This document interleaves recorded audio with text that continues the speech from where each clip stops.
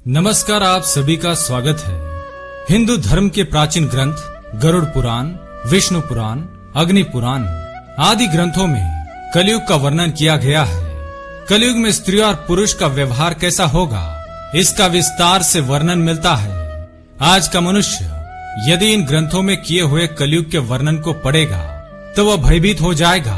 कलयुग का जो वर्णन भगवान श्री कृष्ण ने हजारों वर्षों पहले किया है, यदि आज के समय में देखेंगे तो एक एक शब्द सच साबित हो रहा है।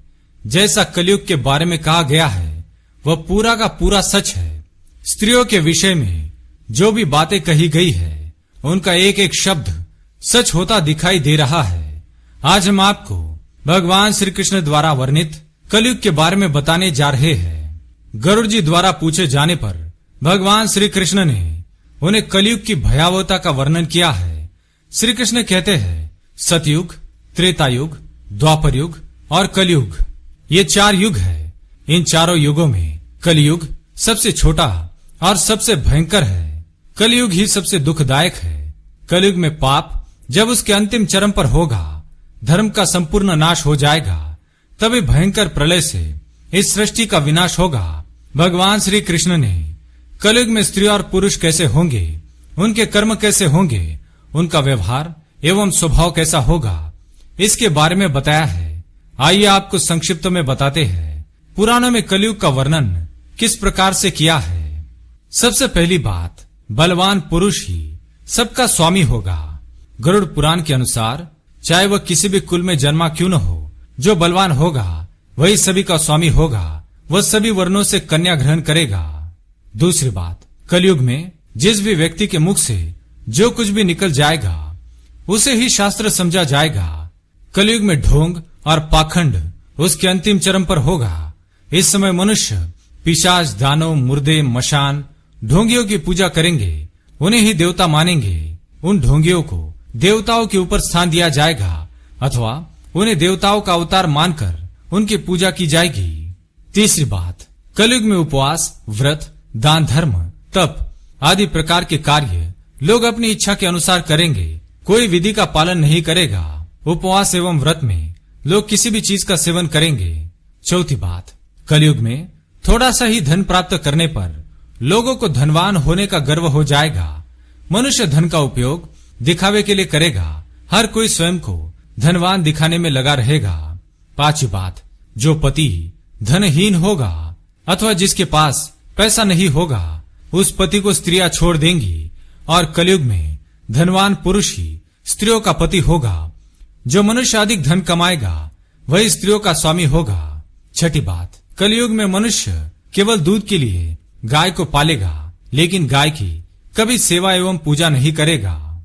सातवीं बात, कलयुग में मनुष्यों का सारा धन घर बनाने में ही खर्च हो जाएगा। वह दान धर्म कभी नहीं करेगा। प्रत्येक मनुष्य की बुद्धि केवल धन कमाने में लगी रहेगी। वह ईश्वर में अपना मन कभी नहीं लगाएगा।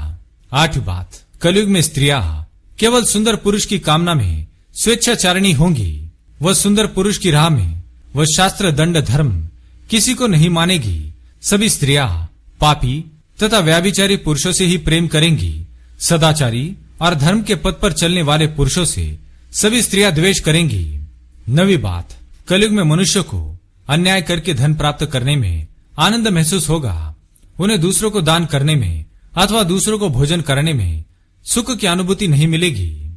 10वीं बात, कलयुग में मनुष्य एक एक दमड़ी के लिए स्वार्थ करेंगे, किसी को एक दमड़ी की भी सहायता नहीं करेंगे। 11वीं बात, कलयुग में लोग बिना स्नान किए भोजन करेंगे। अग्नि देवता एवं अतिथियों का पूजन नहीं करेंगे। कलयुग की स्त्रियां विषयालोलुप, छोटे शरीर वाली, ज्यादा भोजन करने वाली, कम संतान उत्पन्न करने वाली और मंद भाग्या होगी। वे दोनों हाथों से अपने सिर को खुजलाते हुए गुरुजनों एवं पति का अपमान करेगी।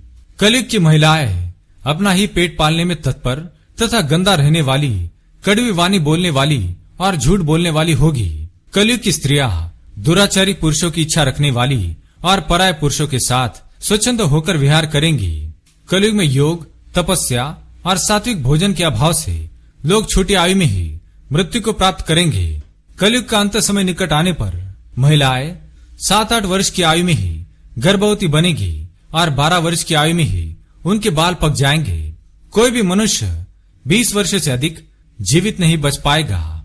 जब अल्पवृष्टि होने लगे, सभी खेत अनाज उत्पन्न नहीं कर पाएंगे। सूर्य अधिक तप्त और उष्ण होंगे। सभी फल रस से रहित होंगे और हर तरफ केवल शमी के पेड़ ही दिखाई देंगे।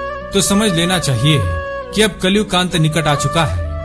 तो दोस्तों, इस प्रकार से हमारे पुराणों में कलयुग का वर्णन किया है। क्या आपको लगता है आज के समय में बिल्कुल ऐसा ही हो रहा है? तो कमेंट में जय श्री कृष्ण अवश्य लिखें।